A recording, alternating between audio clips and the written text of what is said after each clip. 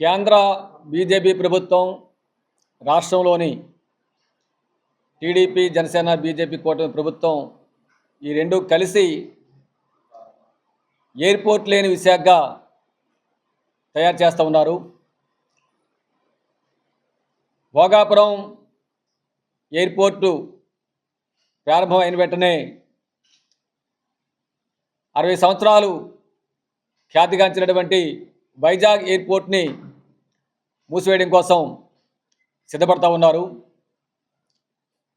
ఎన్నికల ముందు వీరు హామీ ఇచ్చింది మాది డబుల్ ఇంజిన్ సర్కార్, కేంద్రంలో మేమే ఉన్నాం, రాష్ట్రంలో మేమే ఉన్నాం, విశాఖపట్నాన్ని అంతర్జాతీయ స్థాయి నగరంగా దీన్ని అభివృద్ధి చేస్తామని చెప్పని ప్రకటించారు. అభివృద్ధి అంటే ఏమిటి? ఉన్న ఎయిర్పోర్ట్ని మూసేయడమా? వేలాది మంది ఉపాధిని, పర్యాటక రంగాన్ని, రవాణా రంగాన్ని, హోటల్ రంగాన్ని ధ్వంసం చేయడమా? ప్రజలకి 4 రెట్లు ప్రయాణ సమయాన్ని అదనంగా భారం వేయడమా? రవాణా ఖర్చుల కోసం, భోగాపురం ఎయిర్పోర్ట్ సర్వీసుల కోసం 10 రెట్లు అదనపు ఫీజులు వసూలు చేయడమా? ఓ ప్రభుత్వ రంగ సంస్థ ఎయిర్పోర్ట్ని మూసేసి జిఎంఆర్కి సేవ చేయడమా? ప్రజలకు ఉన్న సదుపాయాల్ని తొలగించి కష్టాల పాలు చేయడమా? ఇదేనా అభివృద్ధి అని చెప్పని మేము కూటమి పాలకుల్ని, కేంద్ర ప్రభుత్వాన్ని ప్రశ్నిస్తున్నాం. ఇటువంటి అభివృద్ధి ప్రజలు కోరుకోలేదు. ఈ విశాఖపట్నం జిల్లాకు సంబంధించి కూటమి ప్రభుత్వానికి సంబంధించినటువంటి ఎంపీ ఎమ్మెల్యేలు ఉన్నారు. వీళ్ళకి బాధ్యత లేదని చెప్పి అడుగుతున్నాం. ఉన్న ఎయిర్పోర్ట్ని మూసేసి 25 లక్షల మంది ప్రజానీకాన్ని అష్టకష్టాలు పాలు చేసే నిర్ణయం కేంద్ర ప్రభుత్వం, రాష్ట్ర ప్రభుత్వం తీసుకుంటుంటే దాన్ని నిరూపించాలి కదా, ఆపాలి కదా. మీకు ఓట్లేసి గెలిపించిన ప్రజలపక్షం నిలవాలి కదా. ఈ బాధ్యత మీకు ఉంది. తక్షణమే విశాఖపట్నం ఎంపీ శ్రీభరత్, ఎమ్మెల్యేలు పల్లా శ్రీనివాసరావు, గణబాబు, పంచకర్ల, గంట,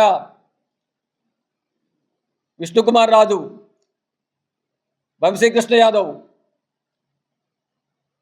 తూర్పు ఎమ్మెల్యే వీళ్ళంతా కూడా రంగంలో దిగాలి. వైజాగ్ ఎయిర్పోర్ట్ని డొమెస్టిక్ ఎయిర్పోర్ట్గా, ఇంతవరకు జాతీయ సర్వీసులు ముంబై కానీ, ఢిల్లీ కానీ, బెంగళూరు, చెన్నై, కోల్కతా, హైదరాబాదు, విజయవాడ ఈ ప్రాంతాలకి సర్వీస్ అందరూ నడుస్తున్నాయో ఈ సర్వీసుల్ని యథాతథంగా విశాఖపట్నంలో నడిపే విధంగా దీన్ని డొమెస్టిక్ ఎయిర్పోర్ట్గా నడిపించాలి. భోగాపురం విమానాశ్రయాన్ని అంతర్జాతీయ సర్వీసులకి వినియోగించాలి. ఆ విధంగా విశాఖపట్నం జిల్లా ప్రజానీకానికి కష్టాలు లేకుండా, శ్రీకాకుళం, విజయనగరం జిల్లా ప్రజానీకానికి ఉపయోగం కలిగే విధంగా ఇటువంటి చర్యలు చేపట్టే విధంగా స్థానిక ఎంపీ ఎమ్మెల్యేలు అటు మోడీ గారి మీద, చంద్రబాబు గారి మీద, పవన్ కళ్యాణ్ గారి మీద ఒత్తిడి తీసుకొచ్చి ఈ లక్ష్యాన్ని సాధించాలని చెప్పని సిపిఎం పార్టీగా మేము డిమాండ్ చేస్తున్నాం.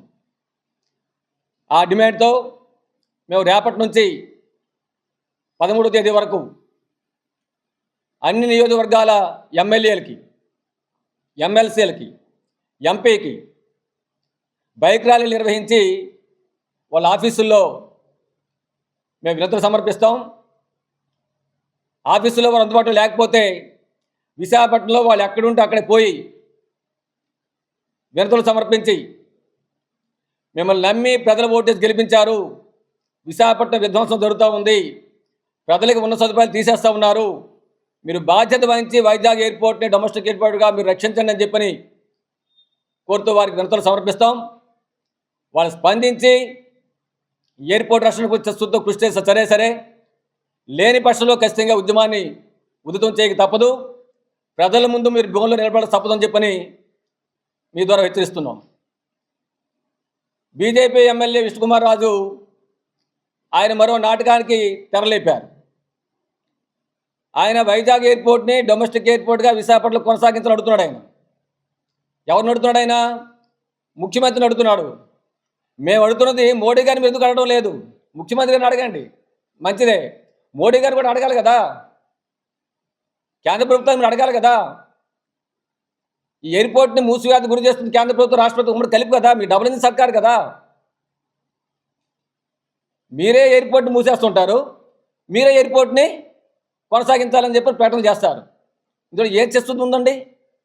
నిజంగా వైజాగ్ ఎయిర్పోర్ట్ని కొనసాగించాలని చిత్తశుద్ధి బీజేపీ ఎమ్మెల్యేకి ఉంటే, రాజు గారికి ఉంటే, తక్షణమే మీరు మోడీ గారిని కలవండి, కేంద్ర పెద్దలు కలవండి, ముఖ్యమంత్రి గారిని కలవండి. మీ డబుల్ ఇంజిన్ సర్కారు తాలూకా ప్రత్యేకత నిరూపించుకునే విధంగా వైజాగ్ ఎయిర్పోర్ట్ని డొమెస్టిక్ ఎయిర్పోర్ట్ కొనసాగి చర్యలు చేపట్టండి. అప్పుడు మీకు ప్రజలు నమ్ముతారు, మీ మాట నమ్ముతారు. అలా కాకుండా ఒక పక్క మూసేయడం కోసం మీరు మీ ప్రభుత్వం పూనుకొని రెండో పక్క కొనసాగించాలని చెప్పని మీరు ఇక్కడ ప్రకటన చేయడం వల్ల ఎటువంటి ప్రయోజనం ఉండదని చెప్పని మేము విష్ణుకుమార్ రాజు గారికి చెప్పదలుచుకున్నాం.